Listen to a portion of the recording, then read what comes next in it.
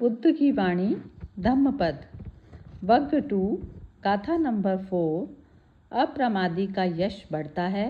कुंभ घोषक की कथा। स्थान राजगृह वेणुवन। आइए सुनते हैं हिंदी में कथा और उसके बारे में ग्रुप डिस्कशन। कुंभ घोषक की कथा। स्थान राजगृह वेणुवन। राजगृह में धनी सेठ रहता था। वह नगर सेठ था, श्रेष्ठ था। धन दौलत के अकूत भंडार थे उसके पास, परंतु जब मृत्यु आती है तो ये सब यही के यही धरे रह जाते हैं। कुछ भी साथ नहीं जाता। इस जीवन में भी क्षण क्षण परिवर्तन होता है। अवस्थाएं बदलती है, परिस्थितियां बदलती है। सुख आता है, दुख आता है, धूप आती है, छाया आती है, धन आता है, धन जाता है, वैभव आता है, वैभव जाता है। ऐसी परिस्थिति उस नगर सेठ के सामने भी आई। राजगृह में भयंकर बीमारी फैल गई, प्लेग फैल गया, चारों ओर हाहाकार मच गया। नगर सेठ व उसकी पत्नी नगर सेठानी भी उसकी चपेट में आ गए। उनका एक पुत्र था, होनहार था, समझदार था, उद्यमी था, सचेत था, सूची कर्म वाला था, सैयत वाला था, सोच समझकर काम करता था, तरुण था। उसे कुंभ घोषक कहकर पुकारते थे।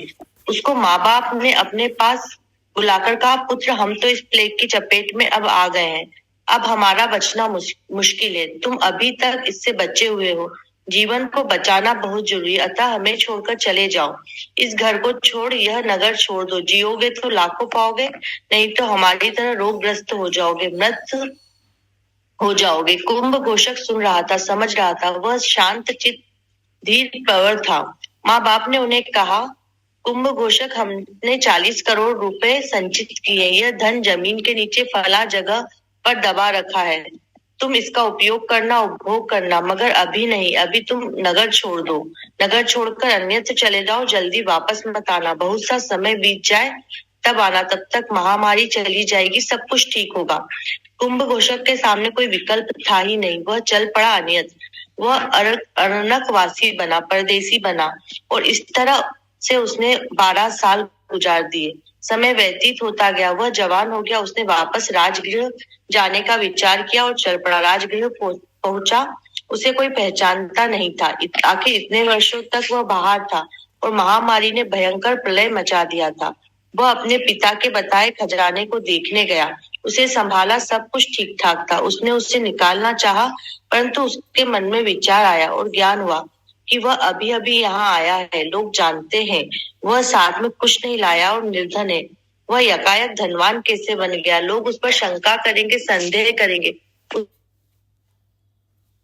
राजा से शिकायत करेंगे, मुझे मारेंगे, पीटेंगे, बुरा हाल करेंगे।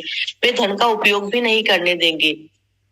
राजा उसकी बात मानेगा नहीं और धन को भी राजकीय खजाने में जमा कर देंगे। इसलिए उसने निश्चय किया कि वह इस धन को खजाने को अभी नहीं, जमीन से नहीं निकालेगा और यही रहेगा। कोई छोटा मोटा काम करेगा, कारोबार करेगा। उपयुक्त अवसर आने पर वह बाप दादा की संपत्ति को जमीन से निकालेगा, वह उपयोग करेगा। तब तक वह जीवन निर्वाह के लिए कुछ और जुगाड़ करेगा। उसकी जीविका निर्वाह की उधेड़बुन सफल हो गई। गांव वालों ने उसे गांव की निगरानी रखने वाला, पहरा देने वाला रख लिया। वह हर गली में रात्रि में घूमता, दिन में घूमता। उसका काम था लोगों को जगाने का, समय का तकाजा का। वह अपने काम में लगन से लग गया। सुबह होते ही वह आवाज लगाता, जाग जाओ, जाग जाओ, सवेरा हो गया। खाने के समय आवाज लगाता, भोजन का समय हो गया, भोजन बनाओ। बेलों को संवारने और काम का समय होता, तब भी वह तदनुरूप घोषणा करता। इस प्रकार समय बीतता गया। एक दिन सुबह सुबह राजा बिंबिसार के कानों में भी यह आवाज सुनाई दी। राजा ज्ञानवान था। झट से उसके मन में कुरेदा, सोचने लगा, यह आवाज तो किसी धनवान की ही हो सकती है। राजा के मुंह से निकले हुए शब्दों को सुनकर नौकरों ने उसका पता लगाया, पर उन्हें कुछ हाथ नहीं लगा। इतना भर पता लगा सका कि प्रजा ने उसे जगाने के लिए नौकर रखा है। वह वही जनता के बीच रहता है। इतना होने के बावजूद राजा ने फिर वही टिप्पणी की। दोबारा दूत भेजे गए, दोबारा पता किया गया। यह क्रम 2-3 दिन तक चलता रहा, पर कुछ हाथ नहीं लगा। राजा के इस संदेह का निवारण करने के लिए एक नौकरानी ने राजा से इजाजत ली। यात्री का भेष बनाकर उसके ठहरने के स्थान पर चली गई। वह वहां जाकर बोली, हम यात्री कुछ समय यहाँ रुकना चाहते। कुंभ घोषक ने उन्हें रहने की सलाह दी। जगह दी। उस नौकरानी के साथ उसकी पुत्री भी थी। एक रात्रि को रुकने की कहकर वे रुके थे, परंतु वहां पर लंबे समय तक टिके रहने की उन्होंने व्यवस्था कर ली थी। इसी दरमियान राजा ने एक घोषणा करवाई कि फला समय फला उत्सव मनाया जाएगा और यह प्रजा के निवास के फला जगह पर होगा, अतः सभी जन उसमें अपना योगदान दें। राजा के हर कार्य प्रत्येक जन से, प्रत्येक घर से योगदान लेने के लिए गए। वे नकदी ले रहे थे। कुंभ घोषक के पास नकदी थी ही नहीं, इसलिए उसके लिए जरूरी हो गया था कि इस वक्त वो अपने गड़े खजाने में से कारशापण निकाले और अपना योगदान दे। कुंभ घोषक ने अपने गड़े खजाने में से कुछ कारशापण निकाले और उस यात्री मेहमान को दे दिए, ताकि राजा के द्वारा एकत्रित किए जाने वाले जनोत्सव के धन में उसके हिस्से के रूप में दे दे। नौकरानी होशियार थी। उसने वे कारशन पर अपने पास रख ली और उसके पास जो दूसरी नकदी थी वह अंशदान में दे दी। उसके साथ ही उस नौकरानी ने वे कारशन राजा के पास भिजवाए और कहलवाया कि कुंभ घोषक को गिरफ्तार कर ले। राजा को जब यह मालूम पड़ा तो उसने अपने सिपाही भेजकर कुंभ घोषक को गिरफ्तार कर लिया। वह सिपाही से घिरा राजमहल जा रहा था। उसके आगे आगे उसके घर से में मेहमान बनकर ठहरी वह नौकरानी और उसकी पुत्री चल रही थी। सभी राजा के दरबार में पहुंचे। मसला सुनाया गया और कुंभ घोषक से सफाई देने को कहा गया। उसे आश्वस्त किया गया कि अगर वह सत्य बोलेगा तो उसे अभय दान मिलेगा। राजा उसकी किसी भी प्रकार की क्षति नहीं करेगा। कुंभ घोषक ने सारी कहानी बताई। उसने बताया ये कारशा पर उसी ने दिए हैं और वह फला नगर सेठ का पुत्र है, जो 12 वर्ष पहले महामारी के में काल कवलित हो गया था। उसका धन फला जगह पर गड़ा हुआ है, वहीं से निकालकर उसने अपना योगदान दिया है, अंशदान दिया है। उसने कोई चोरी नहीं की, किसी का धन नहीं हड़पाए। राजा ने अपने आदमी भेजे, उस जगह को खुदवाया, सारा खजाना राज दरबार लाया गया। राजा बिंबिसार उसकी सच्चाई से प्रसन्न हुआ, उसकी सावधानी और उद्योग से प्रभावित हुआ। उसने वह सारा धन उसको लौटा दिया और अपने नगर का श्रेष्ठ नियुक्त कर दिया। बाद में उसने अपनी एक पुत्री का विवाह भी इस कुंभ घोषक के साथ कर दिया। कुछ समय बाद तथागत सम्यक संबुद्ध राजगृह में वेणुवन में विहार कर रहे थे। राजा बिंबिसार कुंभ घोषक को लेकर तथागत के पास गया, अभिवादन किया, स्तवन किया और बैठ गया तथा उसने तथागत को बताया कि यह कुंभ घोषक है, जो कि एक मालदार आदमी था, धनवान था, फिर भी अपनी जीविका कैसे एक पहरेदार के रूप में कमाता था। कैसे उसके पास इसका प्रकरण आया और उसको ज्ञात हुआ।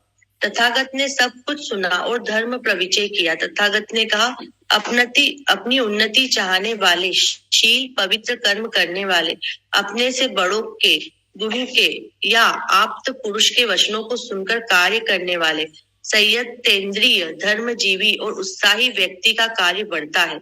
जो उद्योगी सच्ची कर्म वाला तथा सोचकर काम करने वाला है और संयत धर्मानुसार जीविका चलाने वाला है एवं अप्रमादी है, उसका यश बढ़ता ही है। ऐसा कहते हुए उन्होंने यह गाथा कही, जठान वतो सती मतो सुचि कम्मस निसम्मकारिनो सच तस्य च धम्म जीविनो अपमत्तस योष भी वदढ़ति। जो उत्थानशील, सचेत, सूची कर्म वाला तथा सोचकर काम करने वाला है और संयत धर्मानुसार जीविका कमाने वाला एवं अप्रमादी है, उसका यश बढ़ता है। हाँ जी, बहुत ही सुंदर स्टोरी है। हाँ जी विमी जी, जरा सा बताएंगे? मेरे थोड़ा सा मैं मिस कर गई, मेरा माइंड कहीं और चला गया। ये स्टार्टिंग वाली स्टोरी, स्टार्टिंग जो था इसका। हाँ, इसमें थ्रूआउट जो मुझे लगा कि उसके पास जैसे इतना धन था भी, ठीक है, उसने बीच में सोचा, मतलब सोचे समझे उसने कि ये नहीं कि मेरे पास धन है तो मैं उसको इतना दिखाऊं या वो करूं। वो उसमें से कॉन्शियस था कि एकदम अभी मैं इस धन को निकालूंगा तो लोगों को डाउट होगा। तो उसकी यहाँ पर है कि उसकी जो डिसाइसिवनेस थी वहां पर कि किस सिचुएशन में किस तरह से उसको हैंडल करना है, क्या करना है। ये नहीं कि मतलब वही जो हम कहते हैं कि एकदम उचक के अपना एक्शन ले लेना, पर स्ट्रैटेजाइज करना। तो ये जो कहा, जो हम जो पहले डिस्कस कर रहे थे अप्रमाद की बात, तो इससे मुझे है कि जो वही उसका सचेत है वो, और धर्मानुसार जीविका निभा रहा है, क्योंकि वो अपने मतलब कोई मतलब जो उसको जो काम दिया गया पहरेदारी कर रहा है, तो वो उसको बहुत पूरी अच्छी तरह से निभा रहा है। उसमें उसको कहीं पर भी नहीं वो हो रहा कि मेरे पास तो इतना पैसा है और मैं ऐसे जैसे तुच्छ काम कर रहा हूँ, मैं भी राजा बन सकता हूँ, या जैसे बाद में उसकी राजा की बेटी के साथ शादी हो गई। तो वही है कि इतना होते हुए भी आप उसके अंदर कोई वो उच्चपन जो कहते हैं वो नहीं है, हाइपरनेस नहीं है, संयम से सचेत होके समझदारी से अपना कर्म निभा रहा है, अपने कर्म को अपना धर्म समझ के निभा रहा है। और फिर वही कि जैसे वो समय के अनुसार, जैसे उस परिस्थिति के अनुसार मतलब वो बहुत डिसाइसिव है, जो मुझे पूरे इसमें लगा कि बहुत वही जो एक यहाँ पर मीनिंग में भी आ रहा है, ध्यानशील है, डिसाइसिव है, और ऐसे लोग जो परिस्थिति को समझते हुए एक्ट करते हैं वो अप्रमादी, और उनका मतलब यश चाहे ये नहीं है कि वो कहते हैं यश के लिए कोई काम नहीं कर रहा, पर वो अपने आप ही, जैसे है ना कि किसी के अंदर ऑरा इतनी होती है कि वो अपने आप ही फैलेगी, खुशबू है वो अपने आप ही हर जगह सुगंधित कर देगी। तो ये मुझे इस कहानी से लगा। अच्छा, मैं समझ गई हूँ, ये इसका एसेंस समझ गई। कंट्रोल, अपना कंट्रोल, हाँ अपने ऊपर मतलब वो कंट्रोल है, वो है उसका इतना, अपने मन पर कहो या जो भी, हाँ मतलब तो मन मुझे पर, लगा हाँ मन पर है, ठीक है ठीक है, बहुत हाँ बढ़िया बोला आपने।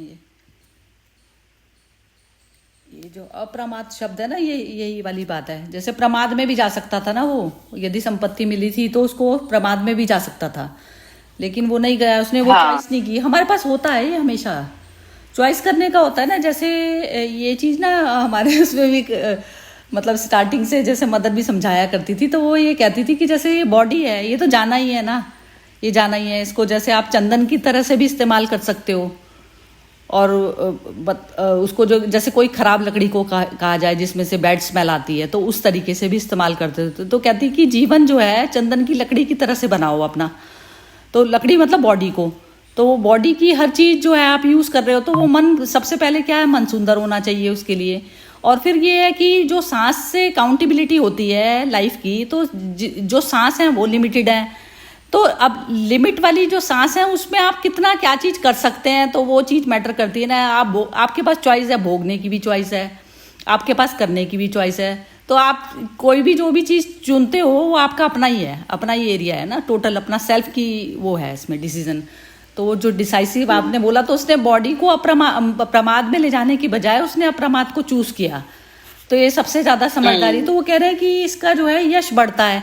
यश बढ़ना मतलब ये होता है कि जैसे मेरे कर्म को कोई देख भी नहीं रहा, मैं अपने आप ही कर रही हूँ, तो लेकिन जो एक चंदन की खुशबू तो चारों तरफ फैलेगी फैलेगी ना जब हम घिसेंगे उसको। तो इस तरीके से होता है। वो परफ्यूम होती है ना, जैसे परफ्यूम हो जाती है रूम में परफ्यूम की तरह से। अब चंदन की कृष्णा की मूर्ति है, जैसे मैं मॉर्निंग में दर्शन करने जैसे उठते जाती हूँ, तो एकदम खोलूंगी ना तो उसमें चंदन की स्मेल अभी भी आती है, एकदम मतलब एकदम खुश, एकदम मतलब सुगंध उसके अंदर से बाहर से आती है। तो वही चीज़ है ना, जिसके अंदर जो भरा होगा, मन में जो चीज़ भरी होगी तो वही चीज़ उसकी बाहर झलकेगी। आप कहते हैं ना बाहर से परफ्यूम वगैरह कितनी लगा लें, लेकिन जब तक आपका मन सुंदर नहीं है तो खुशबू तो आपके जो उससे है ना, वो बॉडी से जो झलकती है। ये वाली जो सूक्ष्म खुशबू होती है ना, ये सुगंध कह दीजिए, या फिर इसको ना वो बोला जाता है, जैसे विभूति से कहते हैं ना, उनकी विभूति से जो बुद्ध पुरुष होते हैं उनकी विभूति भी वैसी होती है, पूजनीय होती है। तो विभूति को हम रखते हैं उसमें, मंदिर के अपने उसमें रखते हैं, जैसे वहां से वृंदावन से कोई लेकर आता है विभूति। तो ऐसा कहते हैं इनकी बुद्ध पुरुषों की, जिन्होंने निष्काम सेल्फलेस सर्विस जिन्होंने की हुई होती है, तो उनकी विभूति मतलब शरीर का एक एक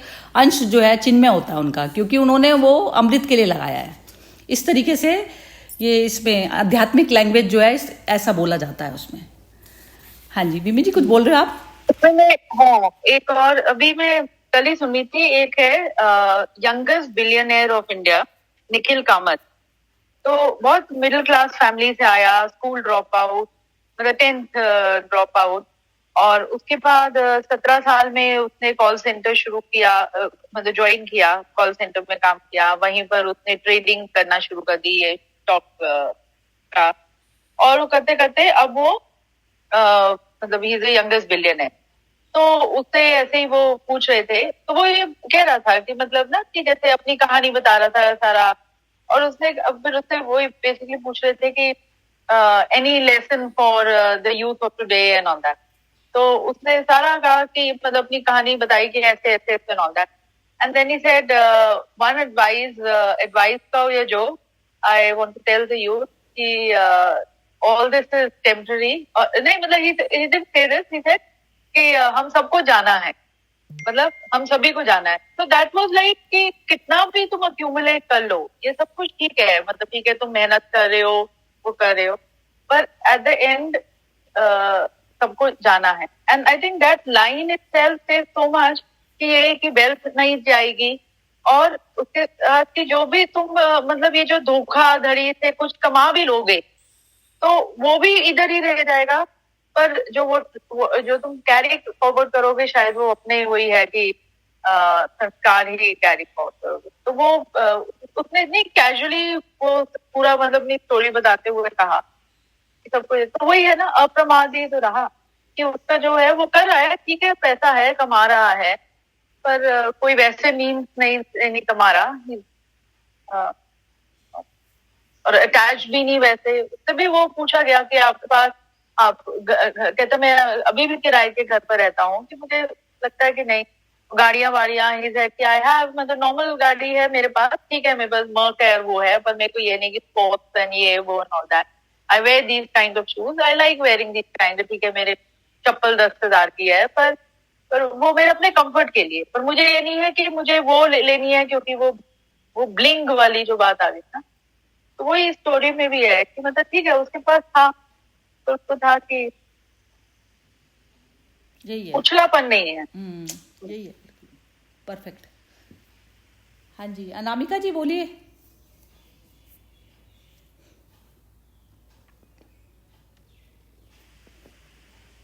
नहीं सरिता जी कुछ नहीं बोला, बिम्मी जी ने और आपने काफी अच्छे से उसको एक्सप्लेन कर दिया है। अच्छा, अभी अपना कोई विचार नहीं है। अच्छा विचार नहीं बना, ठीक है, विचार शून्य हो गई आप। ठीक है, हाँ जी हर्षा जी बोलिए आप।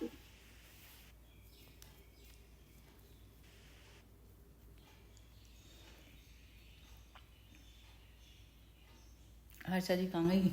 हर्षा जी आप बोलिए। हाँ हाँ, ये मैं अनम्यूट जल्दी नहीं होता है। अच्छा तो यही है जो आपने बताया, तो जैसे उन्होंने निखिल का दिया, उसे वॉरेन बुफे का भी ऐसा ही था, कि Warren Buffett still lives in a very simple house and he has given most of his wealth to charity and he has kept only enough for his children because he said that I don't want them to become parasites, तो ये जो बोलते हैं ना कि धन की जो हमने आकर्षण जास्ती यदि हो जाती है ना, तो वो हमको विनाश काल विपरीत बुद्धि, वो ऐसा ही हो जाता है। तो ये धन भी ऐसी चीज है ना कि इसको संभाल कर रखना है, पर इसको बहुत वैल्यू, जो उसका वैल्यू उससे जास्ती देंगे तो हम उसके गुलाम बन जाएंगे, और फिर उसके जो सही उपयोग करना होता है तब नहीं आएगा, और सच्चाई से हम हट जाते हैं। जैसे स्टोरी में इन्होंने मेहनत कर अपनी क्रेडिटेबिलिटी बनाई ना, तो जो मेहनत करके क्रेडिटेबिलिटी बनाएगा तो उसका तो भविष्य हमेशा उज्जवल ही रहेगा, है ना। तो ये जो है वो बहुत अच्छी सीख है इसमें कि धीरज का फल मीठा, हम लोग बोलते हैं ना। उसने धीरज रखा, उसने काम किया, उसने अपना क्रेडिटेबिलिटी बनाई, और फिर सच्चाई से उसने अपना पूरा, क्योंकि गलत तो क्या ही नहीं था, तो फिर उनका जो महक था सच्चाई का वो तो राजा को भी स्पर्श हो गया, और फिर सब आगे आगे सुंदर ही होते गया। So this is Warren Buffett. He is now 93 years old or 94, and he's still so active. He washes his own car. Still, he tries to do everything on his own. He lives in that old house of nearly 50 years now. He's not changed his apartment. He said, I don't want to change. I want to keep myself grounded to reality. ये जो हम लोग करते हैं ना, यदि politicians भी ये करते तो बहुत अच्छा दुनिया हो जाती।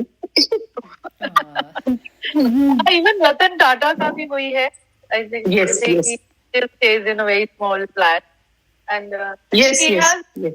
yeah so much of wealth. मतलब as ठीक है मुकेश अंबानी आज हैं, पर वो डिस्प्ले yes. Of wealth.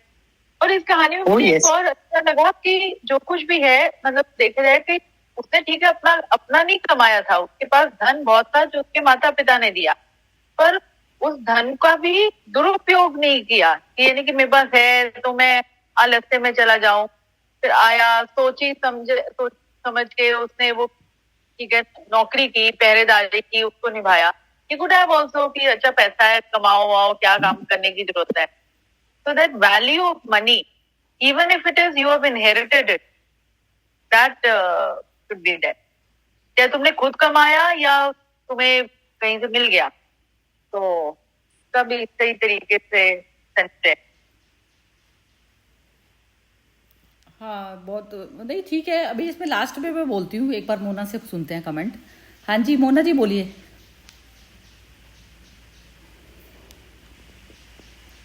मतलब मतलब वर्ड्स नहीं मिल रहे, क्या बोलूं मैं अब।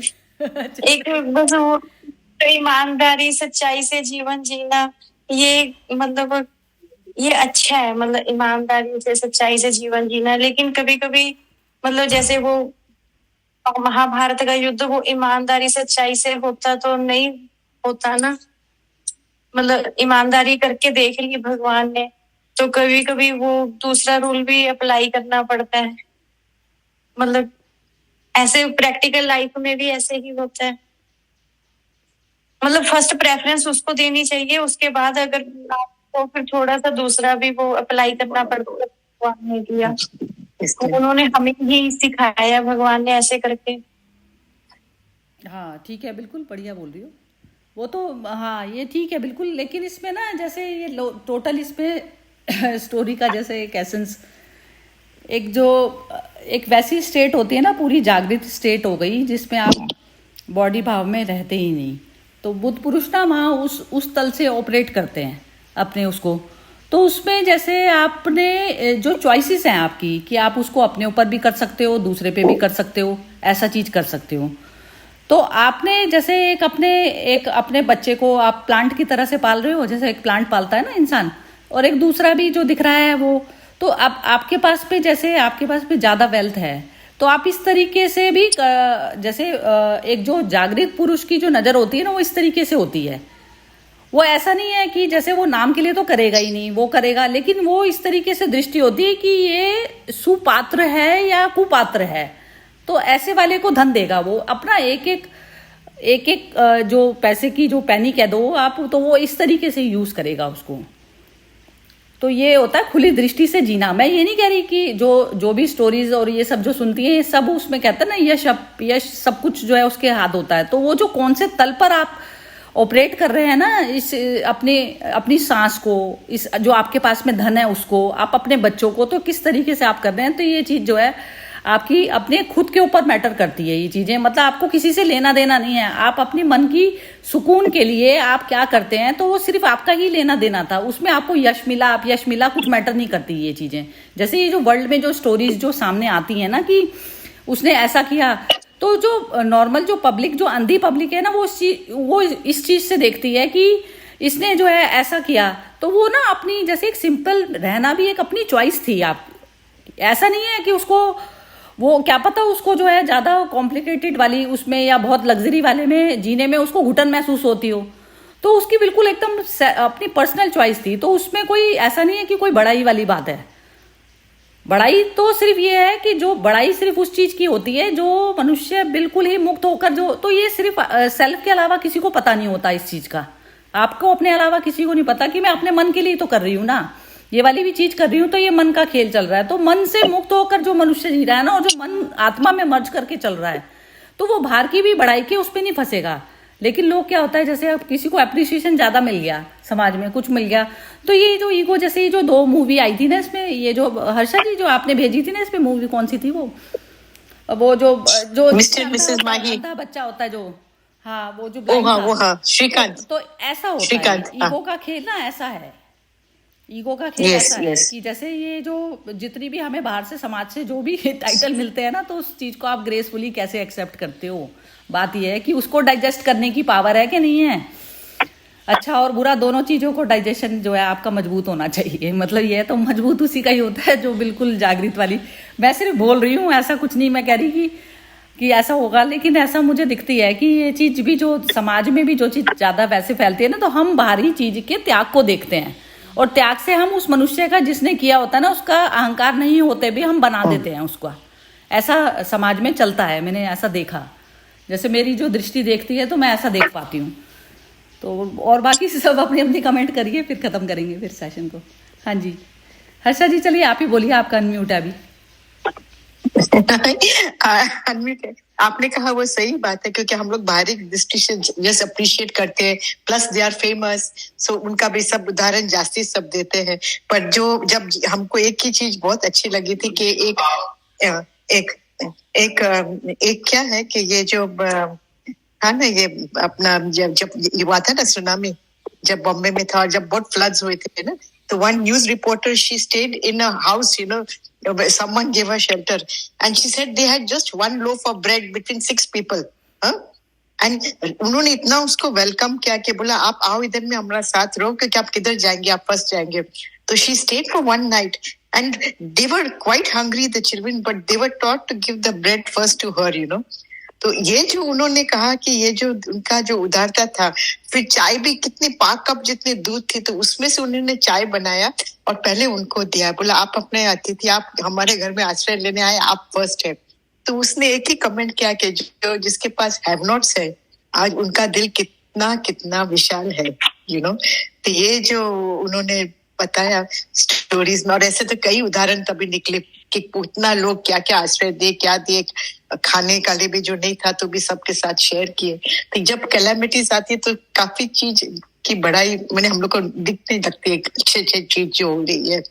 तो ये मुझे अभी ये बात इंस्टेंट ख्याल आया, because it came in the newspapers. यही है ना, ये मन को बनाना होता है, ये ना मन फॉर्म होता है हर्षा जी, ये ना फॉर्म होता है। तो ये जैसे जिसका जो पर्सनैलिटी बन चुकी ना, आपने यदि पूरे वर्ल्ड को अपने हृदय में रखा हुआ है, तो आपका ना ऐसा आप कर ही नहीं पाएंगे, कुछ भी चीज आप गलत कर ही नहीं सकते आप, क्योंकि आप वैसे बन चुके, और आपने एक ही बच्चे का स्थान रखा है, तो आप उसी के लिए रोते पीटते रहेंगे।